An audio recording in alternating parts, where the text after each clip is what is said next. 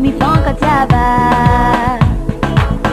Samby malagasy atsika aza mifankalegny namako mifankatiava. Samby malagasy atsika aza mifankalegny namako mifankatiava. Samby malagasy atsika aza mifankalegny namako mifankatiava. Tsika tsisy hafa fa sampy taraka dama naboaka ndray fanatsinana sy mety mizarazara mifondrogna mitambara mapiso fihavana andao iara iasa hampandroso gasikara namako. Samby malagasy atsika aza mifankalegny namako mifankatiava. Samby malagasy atsika aza mifankalegny namako mifankatiava. Samby malagasy atsika aza mifankalegny namako mifankatiava. Samby malagasy atsika aza mifankalegny namako mifankatiava.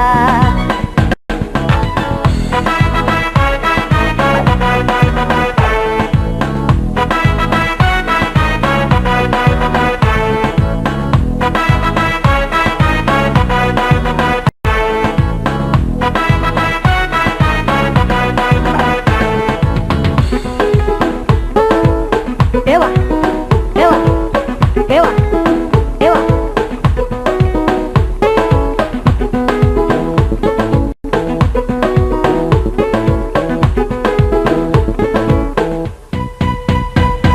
Naboka mahazanga, naboka fianara mivronga mitambara tsy mety mizarazara tadimbo itara azo tsika tsy mpambara gasikara tsy mizara naboka nefa atsinana oraika tsika zama ilainy fiara anamafisa tsika ndraiky ahalava fihavana tsy batsy problème tsika tsisy hafa.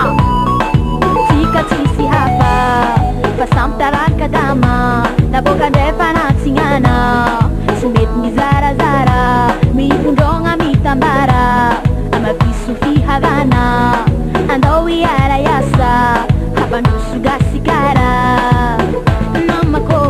Samby malagasy atsika aza mifankalegny namako mifankatiava. Samby malagasy atsika aza mifankalegny namako mifankatiava.